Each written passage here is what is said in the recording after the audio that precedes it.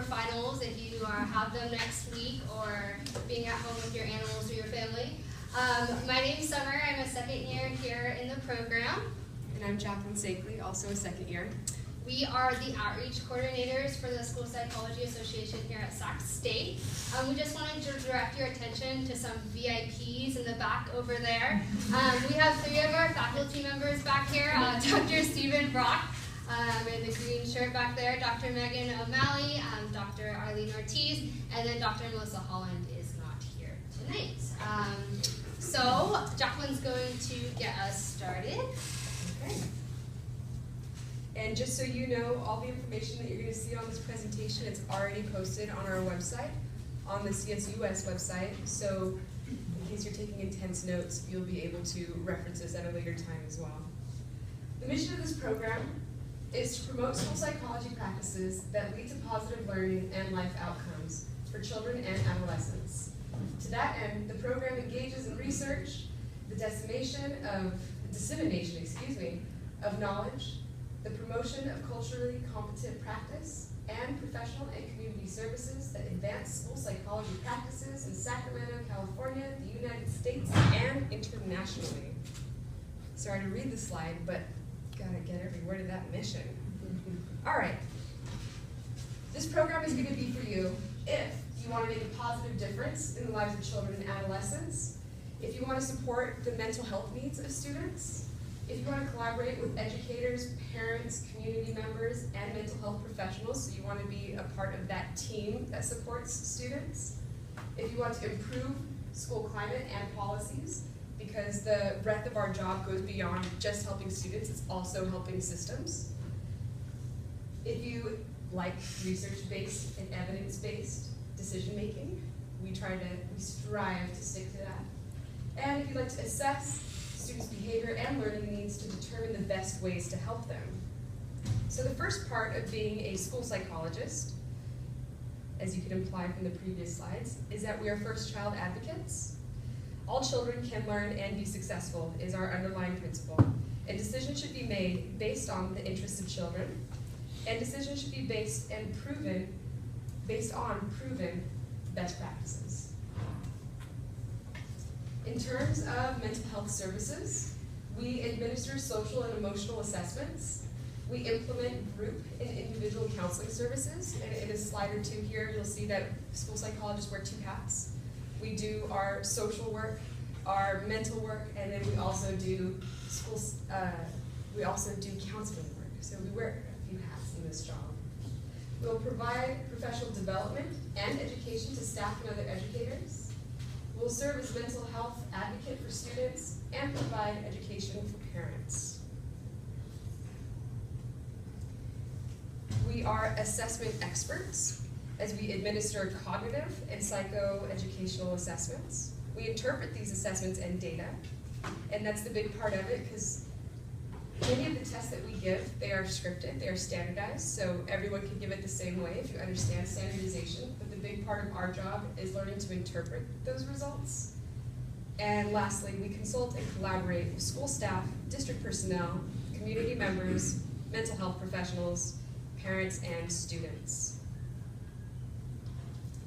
We are also consultants, as we provide recommendations and interpretations regarding instructional, behavioral, mental health interventions, best practices for school and district policies, and special education eligibility criteria, codes, laws, and regulation.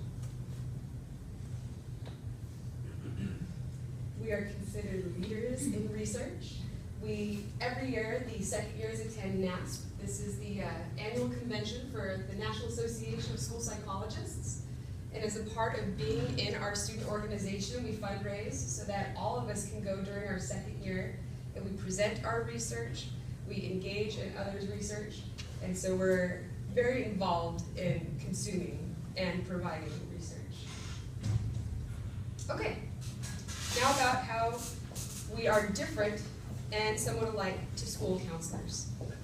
First of all, the required years of education for a school counselor is 2 years, 3 years for a school psych.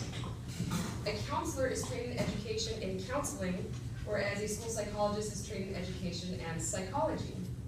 The responsibilities of a school counselor include individual and group counseling, career planning, and course scheduling, whereas for a school psych, we also we counsel at an individual and group basis, but this includes the use of assessments, we intervene with behavior and academic interventions, we provide crisis prevention and intervention, and we evaluate programs being used in the schools.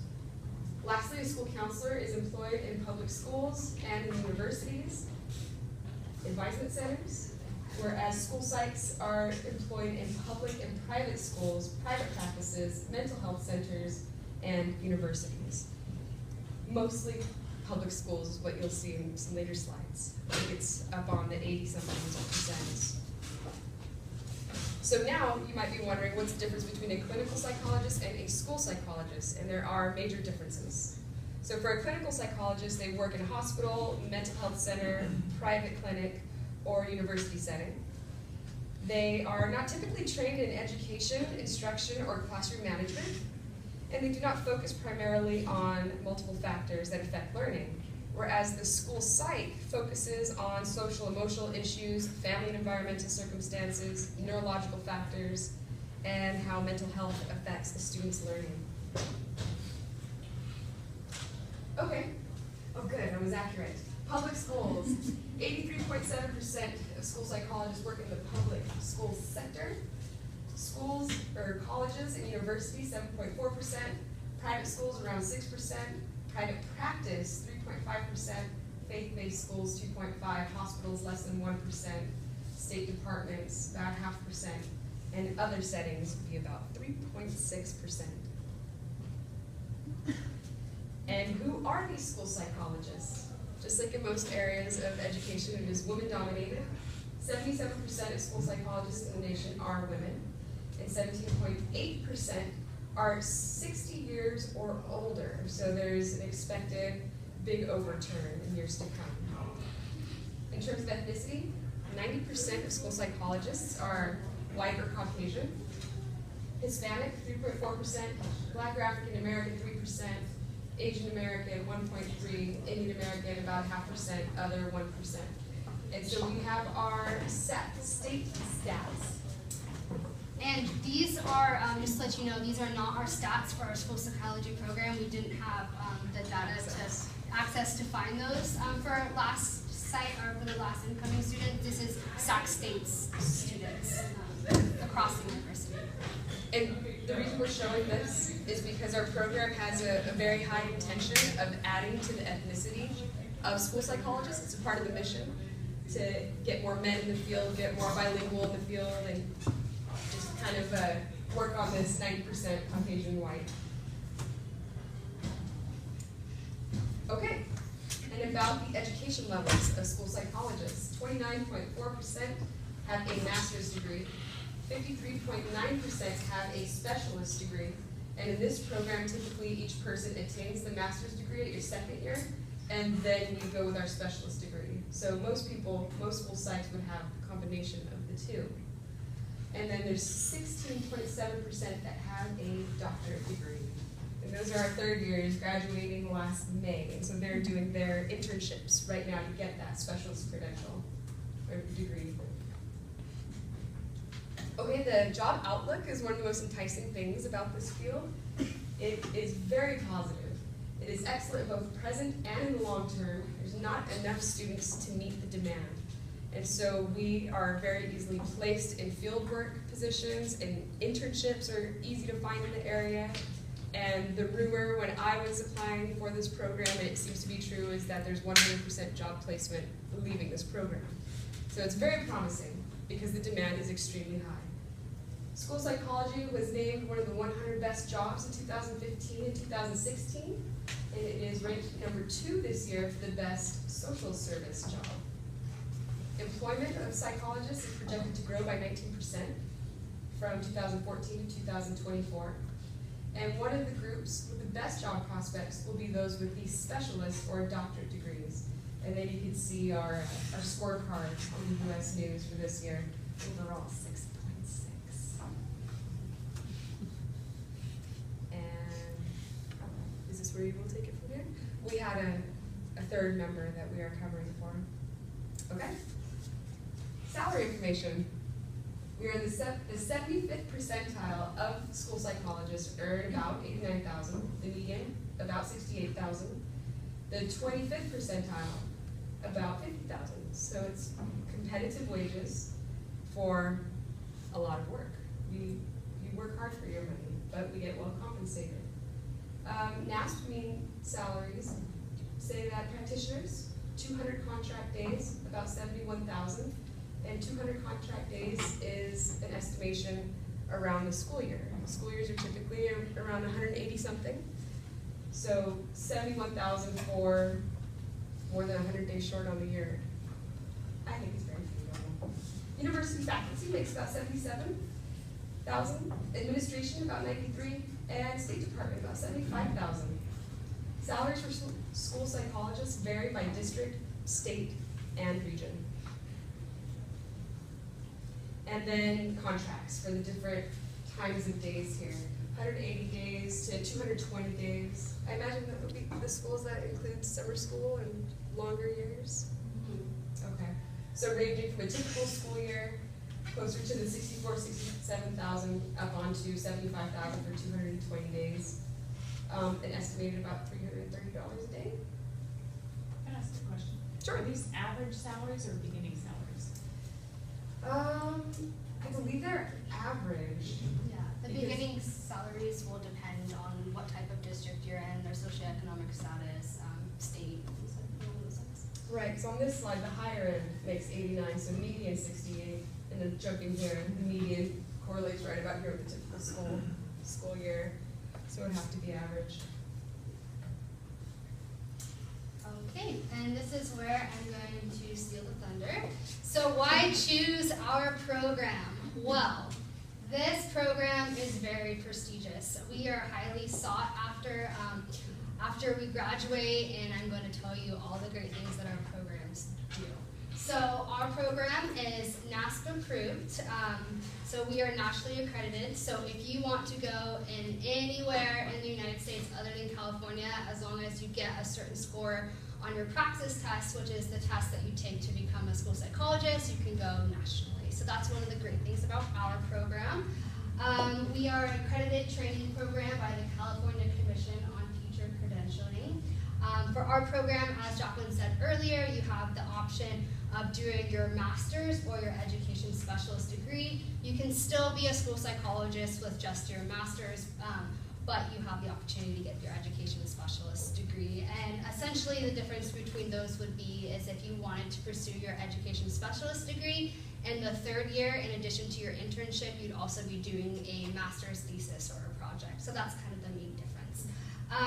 We're going to have Dr. Brock explain the LPCC and the LEP options that you can also do in our program. So these are extra credentials that you can get. Yeah, the last two items listed on this list are professional practice licenses. Now, let me just be clear at the outset.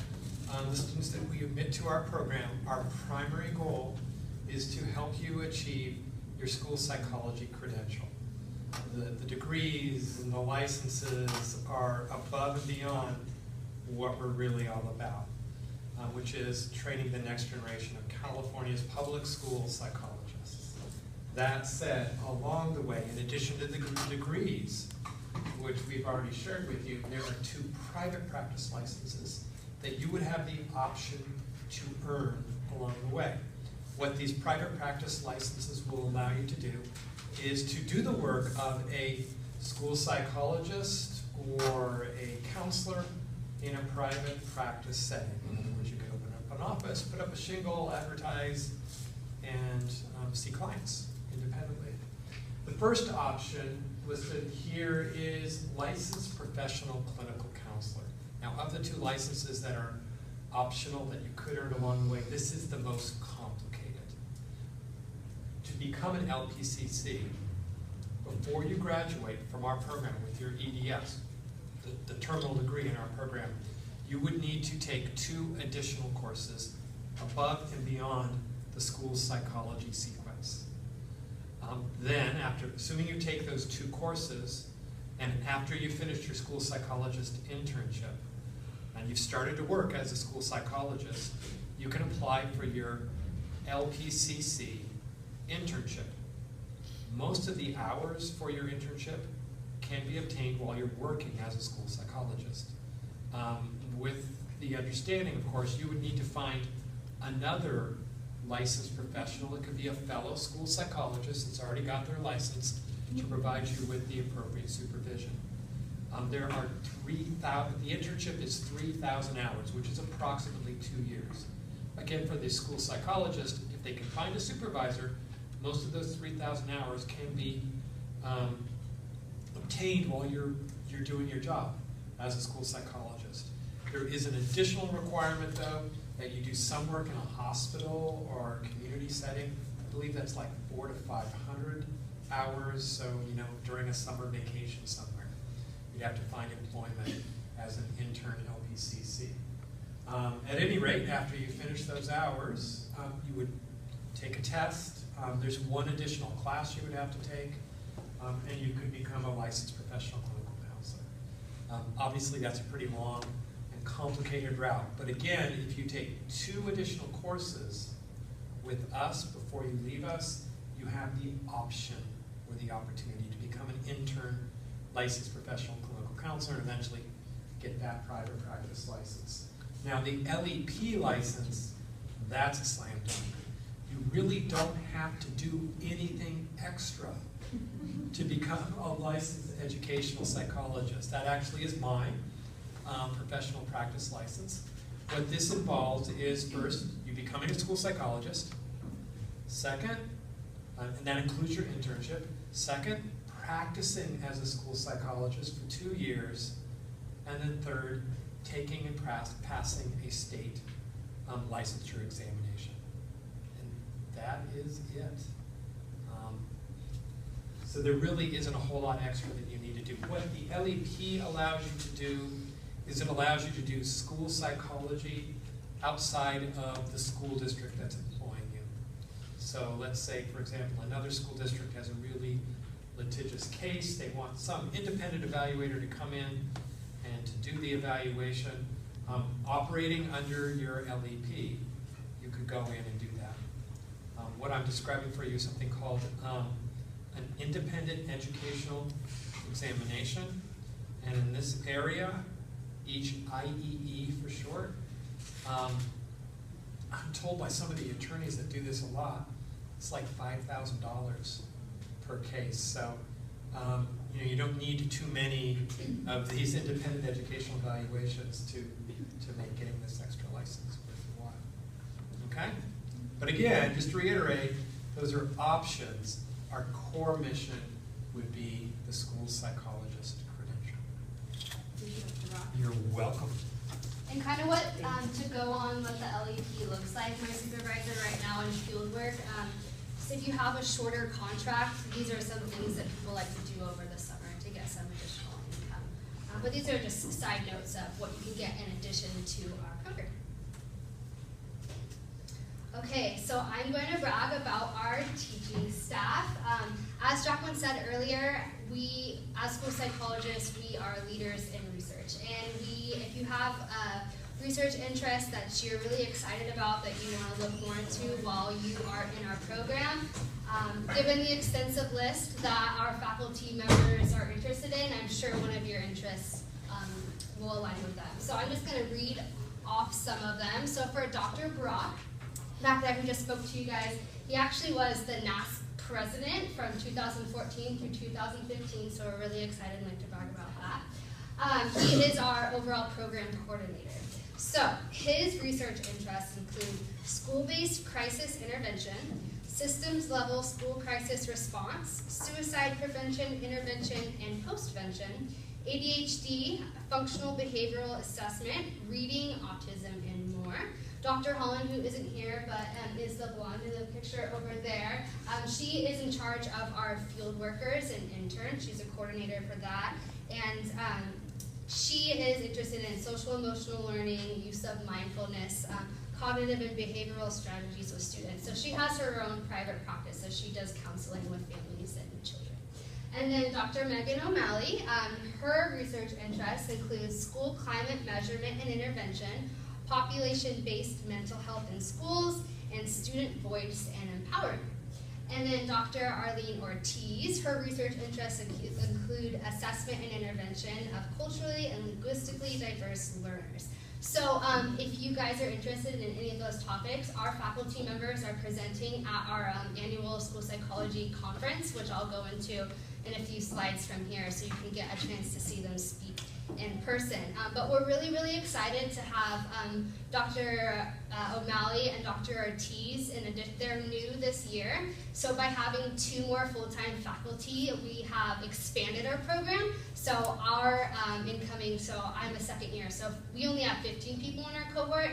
The first years right now have 19, and we're looking to expand because school psychologists are in high demand. So that's one of the good things about our program is we're recruiting more. You'll also get the opportunity to work with other people in the field, clinical psychologists and mental health professionals. Okay, so we're going to go in the structure of how our program is ran. And I have some first years in the crowd who are going to be the outreach coordinators for next year. So I'm going to have Cecilia come up and tell you from her perspective how her first semester in our program is going. And then I'll give you guys the overview of the rest of it. So just what you're doing. Hello, I'm Cecilia. So what I'm doing right now is writing lots of fun papers. Honestly, I'm really grateful to be in this program. As she mentioned earlier, Dr. Brog was the president of NASFO. I have learned so much just from one semester, and I've been reading a lot of studies and doing a lot of research on all these different things that I never thought in a million years I would do, but it's been a really fun and hardworking type semester. So things that you will find yourself doing is definitely bonding with your peers, maybe doing study sessions and stuff like that. Thank you. So how our program is set up is we don't, we try and get your feet wet first. So your first semester is looking more like getting a basic idea of like what school psychologists do. So you're getting more foundational classes to build your skills, like classes on like research methods and classes on human development, group counseling, things like that. You're going to be doing a lot of observations in the field, shadowing school psychologists, and then you'll also shadow a school psychologist who's running a group counseling session somewhere. So you're getting your feet wet. In your second semester, it gets to be a little bit more hands-on. So here, you're going to start doing individual counseling in an elementary school in the area. We have 3 different sites this year, so there's that. So you'll work with 2 clients and get that experience being supervised and preparing each week on what to do with your kid and things like that.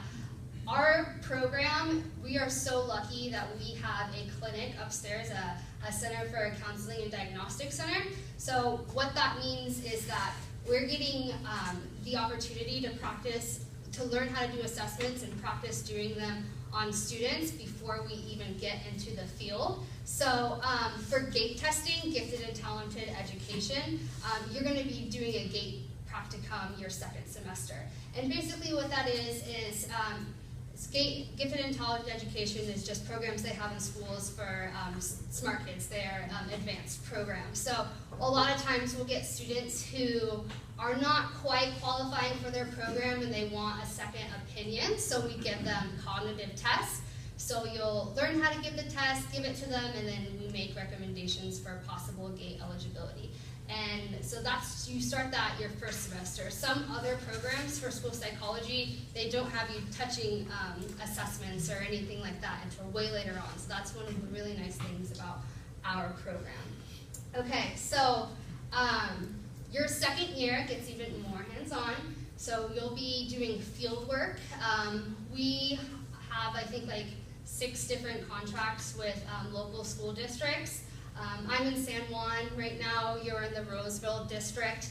So you'll be doing observations and participating in SST and IDP meetings, doing functional assessments, academic interventions with students. Just all of this is, you're being supervised by a practicing school psychologist, so you're always having someone to give you guidance and support. So you'll also take classes to learn more about the different types of psychoeducational assessments that we have, to do behavioral assessments, and much more. And then the entire second year, we have diagnostic practicums. So we're taking it a step further than what we're doing in like the GATE practicum. So we're still doing the cognition, like basic IQ tests with the kids, but in addition, we're doing achievement tests, different processing tests, and the referrals that we're getting for the diagnostic practicum are students who maybe they already have special education, or maybe they're not quite qualifying for special education, but they want a second opinion to take to their school district. This is kind of the equivalence of what the LEPs do. So doing like a full psychoeducational evaluation on them, things like that. So we get the opportunities to do that with supervision in the clinic upstairs in Eureka, which is a really, really neat part about our program. And then lastly, your second semester, you will take a test to get your master's degree. You're also going to take the praxis during your second semester too, so that you can so that you can go into your internship year. So that's kind of the second year in a nutshell for you. And then on your third year, we have paid internships. That doesn't happen in every school psychology program that you go into, but as I said earlier, our program is really sought after. We're trained really well. We have the best of our faculty members, so we're getting paid for our services. So these are usually, we recommend that you stay within a local school district. I think that it's an hour out in any direction for where you can get your internship. You will be coming if you do your EDS. Actually, EDS and master's, you're still going to you have a class every other week to just talk about how things are going in the field. So you'd still have to come to the school every other week. So that's why we like to have the internships in a relatively close proximity. You'll be working on your EDS thesis or project, and lastly, you'll graduate with your education specialist degree and a Pbs Credential. I forgot to say in the second year, Jacqueline was talking about NASP, which is the annual conference that we go to. This year, the conference is in San Antonio, Texas, so that happens in February. So I think everyone in our cohort actually is going. We've been doing research on some things, and we're going to be presenting our research at the conference in Texas. So that's another thing that you do your second year, and it's really neat that we have the opportunity to do that and fundraise for it so that you don't have to spend an arm and a leg to go that far. Okay, Cecilia was referencing the relationship that you have with your peers in your cohort. One of the really neat things about our program is that we have a mentor program. So when you get accepted over the summer, you'll get an email from one of us, and it's basically a questionnaire that you fill out just about your likes, your interests, your hobbies, and then we try and match you with the second year in the program to be your mentor. So that's really neat because they understand exactly like that anxiety that you're feeling right before. Maybe you're moving into Sacramento and you've never lived here before. Maybe you have questions about housing or how the program is overall. So it's nice to have that mentorship role. In addition, you become really, really, really close to your cohort. Mine is the far one over there. I think in the middle we have the second years, and we don't have a picture of the first years. I'm sorry, you didn't. We'll add that to the slide for next year. But it's just so nice. This is what it is the definition of a cohort, right? It's a group of people who go through similar experiences. So it's so nice to have 15 other people to support you and study with, and like, do you understand this? Nope, let's work through it together. So it's really awesome that you have that connection with people. That's one of my favorite things about this program. Okay, so the fun part, right? Admission requirements. So as I said, our program is pretty competitive, so these are some things that you want to start looking into. You have to have a BA degree by an accredited institution. You don't have to have it right now, but by the time you're admitted, you will have to have it. So if you're working on it and you're graduating in May, that's fine. A minimum grade point average of 3.0 if you have a lower grade point average, you can be accepted conditionally. So you'll want to provide your previous transcripts. Evidence of registration for the CBEST, the California Basic Education Skills Test of a passing score. And then the GRE is not required, but it is a competitive program, so if you show that you can do well on it, that is just another piece of the puzzle that they look for when they're screening through the applications. So not recommended, but strongly encouraged. And here would be the plus of taking the GRE. We have a graduate writing assessment requirement, so you can either take a separate test for that, or if you get a score of 4.5 or higher on the writing component of the GRE, then you don't have to take it, so you can kill two birds with one stone with that. So those are the basic admission requirements. Oh, sorry. I have a quick question. So I called the graduate writing office about that admission requirement, and they said you can't take that test that they give here for that, the WPJ, until you've gotten accepted into the program. And so I was really confused because I was like, well, how is it an admission requirement if we're not allowed to take it until we get accepted into the graduate program? It's a new requirement this year, so I'm not, no. It is, what we're saying is that if you take the graduate, if you take the GRE, and you score 4.5 or higher, you would not need to worry about that requirement. Oh, okay, that makes sense. You don't have to have math devoir before admission. But you can take it off your plate, as Summer said, by, you can kill two birds with one stone by taking that test. Okay, thank you for clarifying. The test is offered in August and January, so most of our students should take it in August. Yeah. Sorry for the confusion. When I got admitted into the program, we had a class that we did our first semester, but now that they're not having that class anymore, they're having you do the requirement ahead of time. So as Dr. Brock said. Thank you. Yeah. Okay, so we do have some course prerequisites. Here are the list of them. I don't want to scare you guys. There are other ways where you can compensate for having taken the courses.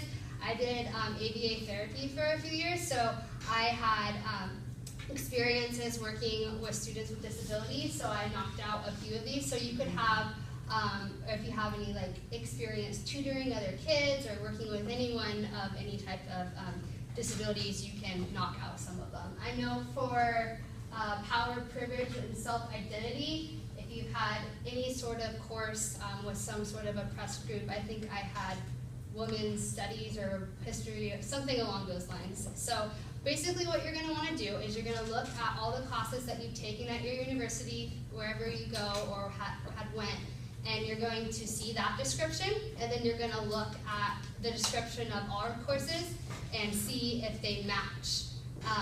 You can be admitted conditionally with it, but you will have to finish the courses by the end of your first year. So if you... Yeah.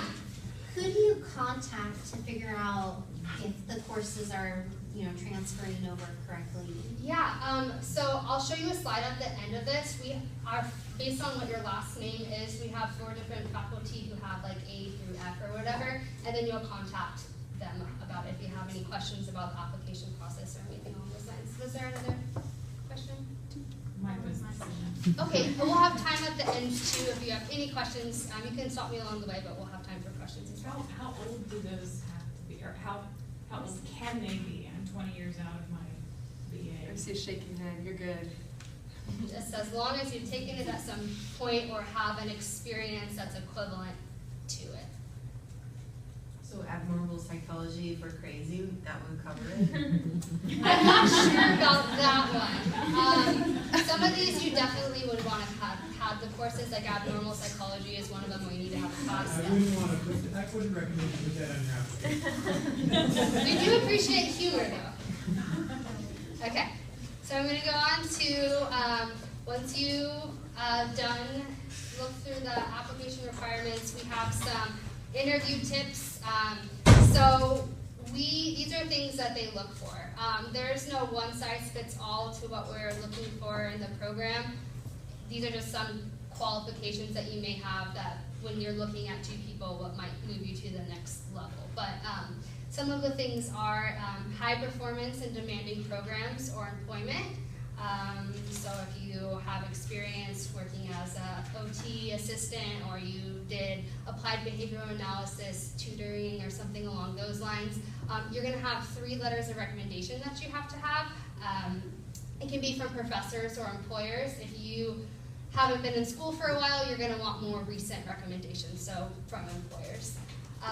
Progress towards prerequisites, if you can show us that you are looking towards completing the prerequisites or enrolled in the courses for the upcoming semester, whatever, or you plan on doing it over summer.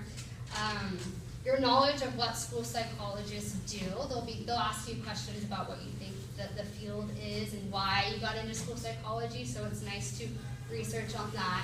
We'll give you some sources you can research at the end and links you can look at to get more of an overall idea of what school psychologists do. And be prepared to ask questions to your interviewer too. They always like when you have something to say or you want to know more about the program or something within the field. And lastly, to show your excitement. Oh, also after the interview, so you will get a spontaneous writing sample. That's also another requirement too. So these are the acceptance and graduation rates. So for the fall 2016 cohort, they got 80 applications in total. They did 45 interviews and they admitted 19 students. And then our program has a 3-year graduation rate of 80%. Most of us are full-time, but we do have a lot of students who go part-time because maybe they have to get a job or they're not in a position where they can go full-time to school. There's nothing wrong with that. It's just going to take you a little bit longer to complete the program, so that's where that other 20% comes into play. So these are very important dates to write down. Our application process has 2 parts. The first part is an application to the university, which is due Monday, January 16th, 2017. You have to have turned this one in to do the application for our program. So you can't do one without the other. And then the supplemental program application is due Wednesday, February 1st, 2017. And then we have so this is going to be posted on our School Psychology Association website. Also, we're filming right now too, so this will be on our School Psychology page as well if you wanted to rewatch this video if you missed anything. I got a question about that. Yeah. You said there's an application for Sac State first. Is that the one through grad studies? And then the one that's the supplemental application for the specific department? Yeah, the supplemental one is to the School Psychology Association, and then the other one is through the university. It's not the undergraduate application. Right, it's the graduate studies one. And a lot of them are pretty similar, where you have to do a personal statement, and then the School Psychology one just has additional little requirements. Okay, so as I was talking about earlier, we have a school psychology conference. We have this every year. This is what we do to fundraise for the second years to go to next. So the title of our conference this year is Staying Informed. It's Thursday, January 19th and Friday, January 20th here on campus. We're having presentations by our current faculty and other mental health professionals. You can register today by clicking on that link where we'll give you the registration form. I do have some information here. We've extended our early registration date until the 9th of this month. So for current students here at Sac State, 1 day of the conference is $40, 2 days is $60, and to the general public, 1 day is $95 and 2 days is $150. So after December 9th, the prices will go up. And the general public, 1 day is $115, 2 days is $175. And for students at Sac State, 1 day will be $50 and 2 days will be $70. So if you want more information about the conference or if you want to get a registration form, please let us know. It does have to be cash or check. We unfortunately don't have an online way to do that yet. And also on the website is an agenda of what's happening each day, each speaker, so you can see, you can do research who's speaking and what their topics are, in case you, for whatever reason, can only choose maybe one day or anything like that. Yes. So for advising questions, you would ask who do you contact. These are your contacts. A through E will be with Dr. Brock. F through L will be with Dr. Holland. M through S with Dr. O'Malley, and T through Z with Dr. Ortiz. Do you guys want to copy those down? Yes. Okay, I'll leave that up there. So we're going to get to the questions component. The next couple of slides just have our contact information, the current outreach chair. So if you want to contact students instead of faculty members just to get some more insight from what it's like at our perspective, please don't hesitate to do that. Are you guys connected? Okay. And here are our contact information. We remember what it was like having to fulfill all these requirements and preparing for the interviews and all of those things. It's stressful, we get it, but you're dedicated, you want to serve the community and help all these students, so it will all be worth it in the end, I promise. So those are that. And here are some additional websites to check out. We have the NASP website, the California Association of School Psychologists, and then the other one is the link to our student webpage for the School Psychology Association. And the remainder of the time is for questions.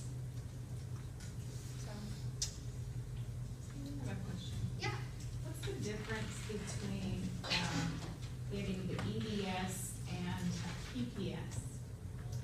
So the PBS Credential is a credential that you have to get to work with students in California schools. So it's just an additional credentialing that you have to get, whereas we wouldn't be getting that in this program? We do get it. Oh, you do get it? Yeah, but it's a credential you have to apply for, and then the EDS is just your school psychology credential. So you have education specialist degree. So do you first get the EDS and then you can additionally apply for the PPS? You apply for it simultaneously. So you get both of them. Do you get the PPS with the master's too? Yes, you do. There's actually, There's actually two credentials. Yeah, that's what I was gonna say on that. Two credentials and 2 degrees most of our students obtain. What happens is at the end of your second year in the program, when most of your coursework is done, before you start your internship, you will, at pretty much the same time, get your school psychology internship credential and your master's degree. It's the internship credential that lets you work as an intern school psychologist. At the conclusion of a 1,200-hour internship, you are then eligible for your school psychology credentials, called Pupil Personnel Services Credential. Okay. That's what allows a school district to hire you to work as a school psychologist. Also, most of our students, but not all, because it's not required to work as a school psychologist, will get the higher education specialist degree. That's considered a terminal degree. Some districts will give you an extra boost in your salary for it, like if you had a doctorate. It's definitely higher than a master's, but most people would consider it a notch or 2 below a PhD. Can I ask you a more specific question? I already have a master's in special education. Would I need just the PPS? Correct. And the EDS? Only for, and this is true only for people that already have a master's degree. If you already have a graduate degree, you could apply credential only. So I would apply for the EDS? You could. You would have the option of applying just for the credential, or you could apply for the EDS. There's really only 2 options on the application. So it's on the application, on the website there's 2 options. There's 2 options. There's the PPS and the EDS. Right, and the only person that could select the PPS option would be the individual who already has a graduate degree. So Everybody else would be required to take the EDS option. The person with a graduate degree could select the EDS option if they chose, but they would have a choice. Okay? I'll ask you more privately about which Okay. the difference is. Yes. I saw on the application also that our letters of reference need to be sent to you guys sealed. So do we just tell our references to send them directly to you guys and we Yeah, you can do don't that. turn them in or anything like that? You can do that, yeah. Okay, so we can just tell them to send it here.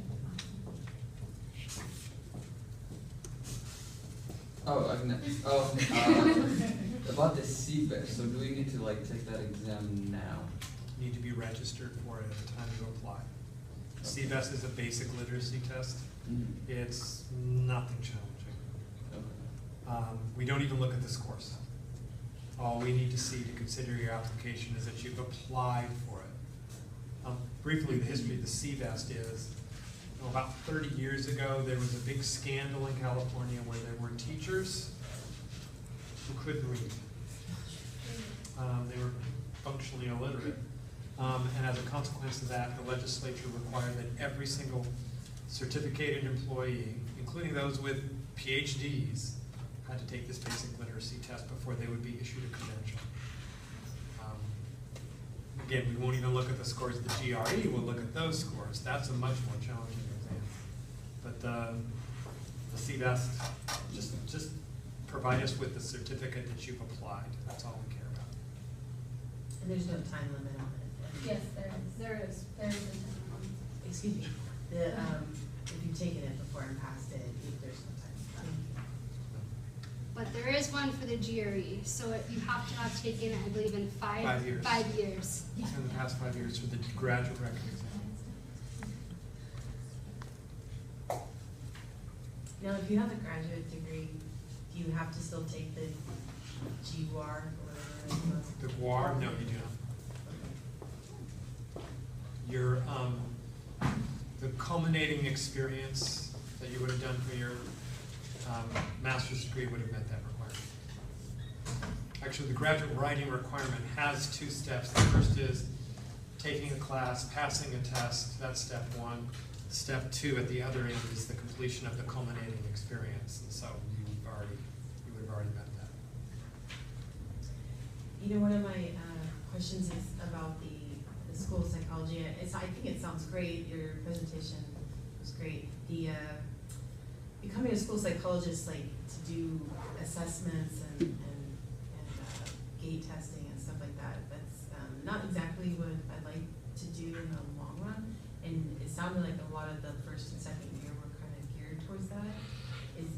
Is that what is really the focus for the first or second year? Because I'm kind of interested in learning more about behavior, or it's just the way that you were. I'm sorry if I made it seem like it was skewed to that. I was just talking about it's nice to have supervision with that, because the school psychologists do, like when you're actually in the field, it's going to be dependent on the type of district that you're in, what they're going to have doing, your caseload, all sorts of things like that. So you're going to be doing functional behavior assessments, maybe academic interventions with students, counseling, working with other mental health professionals, working with social workers. You're just kind of a mental health advocate on the schools, doing crises prevention, putting on bullying awareness. If a school shooting happens at your school or some other sort of crisis, you're going to be the first responder. You're going to help bring the climate back up of the school, provide the services to the students, help teachers, like give teachers consultation on what to do in the event of something along those lines. If teachers are having issues with the student in their class, giving them advice and helping them come up with some sort of intervention to make their student more successful. So I didn't mean to make it all of that. I was just talking about, in addition to all these other things, in our program you get a lot of experience with that, whereas some programs, you don't really get experience with that, so when you go into the field, then what? So it's nice to have that, because you want to do assessments that are up to code, that follow laws, and that so you don't get a special education. So you don't want to get summoned into court for malpractice or an error that you did. So it's nice to be prepared in that aspect, in addition to counseling and all of those areas.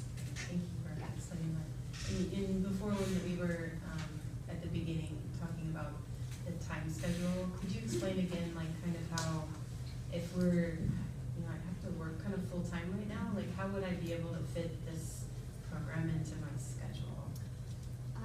Well, so I did work all my first year as an ABA tutor, so I did about 20 to 25 hours. The majority of our classes are in the evening time. Some are during the day and some are like clustered. Sometimes you'll have more classes on one day. So it works best if you have a job that's flexible, or if you can work more weekends or like on a Friday or something along those lines.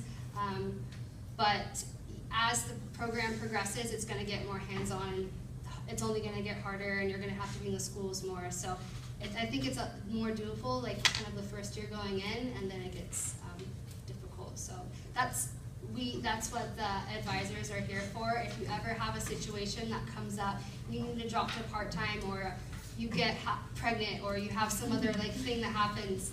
It happens, and life happens, and graduate school is hard, and it takes a lot of time. So you kind of just work with your advisor to meet what you need. And the third year is paid. It said in the slide, typically, in the current climate, unless you choose to work in a district that is not willing to pay you, you will find a paid internship. So you really just, you know, Summer's right, that first semester in particular, it is doable to continue to work. As you get into the second, third, and fourth, it becomes less ideal to work full-time and go to school full-time. So something's got to give as you get toward the latter phases of coursework. But again, after the second year, your last year in the program will be paid, and your employment prospects are great. So there may be some temporary sacrifices you need to make, but the current market is such that it would be a reasonable investment. It sounds like there are no summer classes here available. Can you get some of your internship hours or some of that stuff done in the summer if you can find a program that's working through the summer? You cannot, and that's because the university supervision isn't available. We require for field work and internship that you have not only a field-based supervisor, but a university supervisor. It all needs to be done during the regular school year. Okay. The internship usually can begin the middle of August, because by that point in time, you're close enough to the start of the semester that we don't have a problem with not checking in with you. But we don't want you to be more than a couple of weeks or so without somebody at the university that you can go to. You do have a full 2 years, though, to do the internship. The internship, the 1,200-hour internship, which is approximately 4 days a week during the academic year, can be completed in up to 2 years. So you could do 2 days a week of internship over the course of 2 years and satisfy your hour requirement. For the 1,200. Correct. So if you're working half-time, it sounds like you could get through the program in 4 years. Yes, that is correct. That is correct. The part-time student usually can get it done in 4 years. Occasionally it'll go into a fifth, but The first and second years, though, could be done with while you're working. basically what happens when you go part-time is what is 2 years becomes 3 years. It takes The first 2 years the becomes first 2 okay, years, okay. so you add another year to that. So instead of 2 years to get to your internship, the part-time student takes at least 3. And then the internship is paid, so I don't know of any student that's chosen that option, because they're getting paid anyway. I don't know of any student that's chosen the 2-day-a-week option. Virtually, well, literally, all of our students will do the full-time internship, which is at least 4 days a week. Some choose to work 5 days a week. They collect more than enough hours in that case, and they also get paid a little bit more. Yes. Would you recommend choosing the 5 days a week to get more experience, or it's 4 days would be better? That's a really good question. Do you end up working 5 anyways? You probably, yeah, that's a good point, yeah. Jacqueline has experience working in the public schools, so she knows how this works. Yeah, the part-time employee often ends up working full-time. The idea of the internship is while you are paid, it's kind of a double-edged sword because on one hand, we want you to be paid well, and paid what you're worth. On the other hand, we don't want you to be paid so much they think of you as a fully credentialed school psychologist and expect you to do everything that a school psychologist does. The internship is supposed to be a sheltered experience where you have time to like reflect on practice and study and learn, go to conferences and all that stuff. And working 4 days a week would kind of like facilitate that. If, in fact, that 5th day is really free, but oftentimes it's not. Bottom line, I would recommend 4. Self-care is also a really important part about being a student and a practicing school psychologist. So you don't, while you want to get as much experience as you can supervised, you also want to make sure you take care of yourself and your family and your friends and all of that stuff as well. Yeah, that's actually the only thing in U.S. News and World Report that brought our overall career ranking down somewhat was stress. I mean, a school-employed mental health professional deals with students with mental health challenges. Surprise. And that can be stressful. That can be stressful, and there's this very real phenomenon known as compassion fatigue, where you kind of get burned out. And so Summer's absolutely right. You need to, and you can sort of begin that as a graduate student, because it's a very demanding program. It's very stressful, huh, Summer?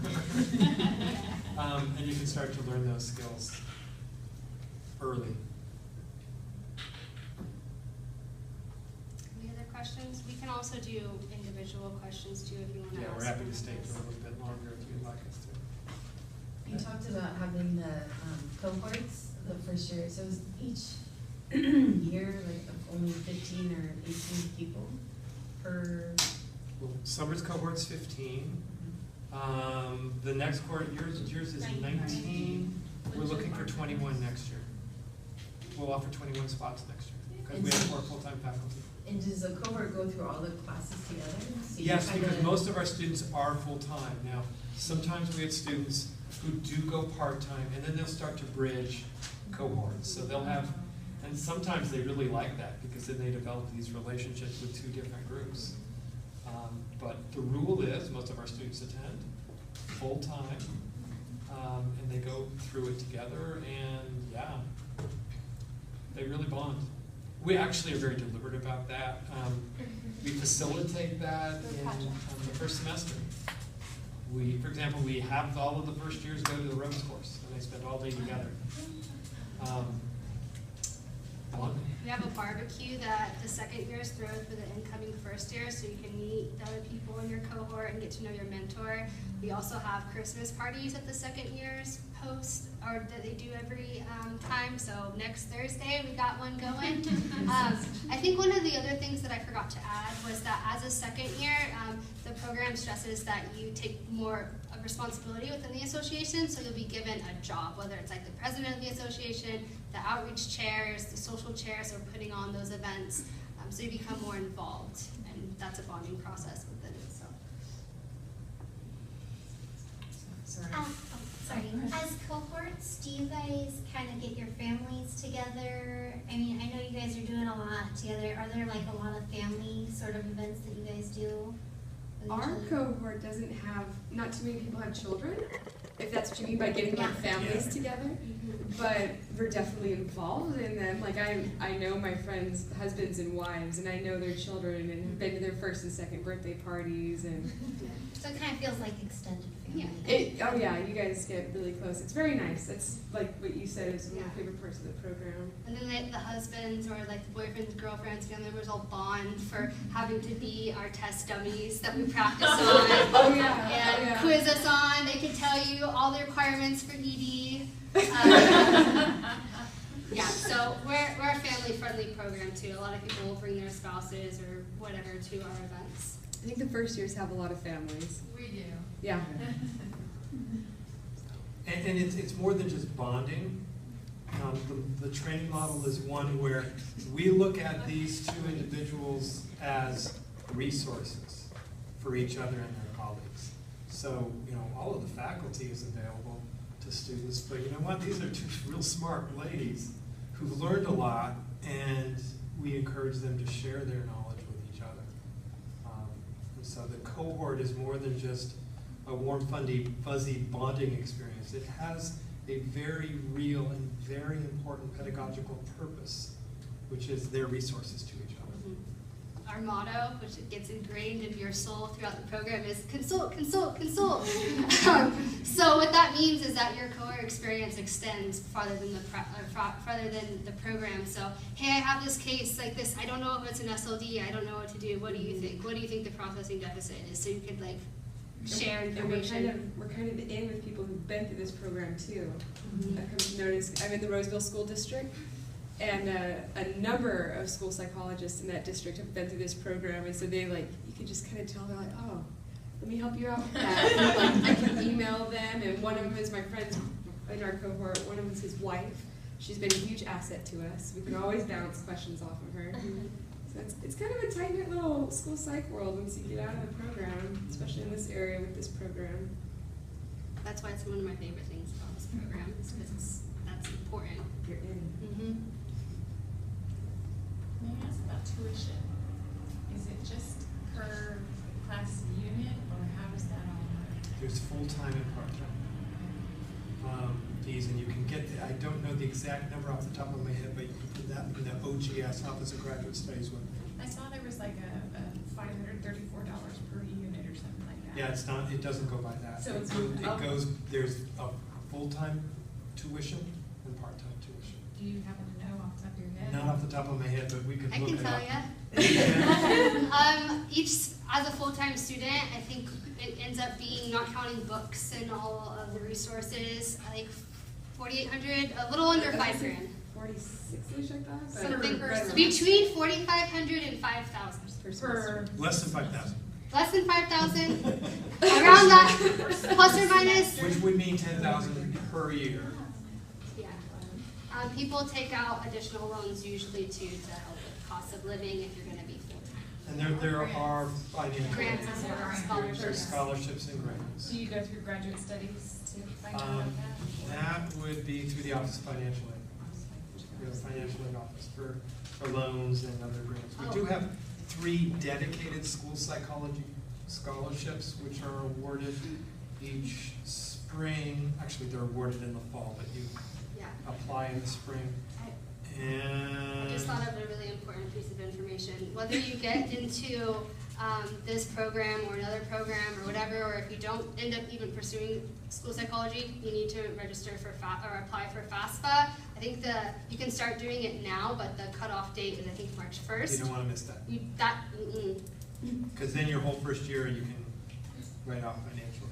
I have a question about FAFSA. Can you apply for it even though you haven't been accepted into the program yet? Okay, thank you. I just looked up the tuition, it's $4,083.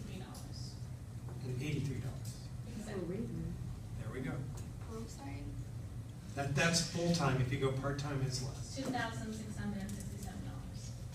And Oh, that's part-time is 6 units or less.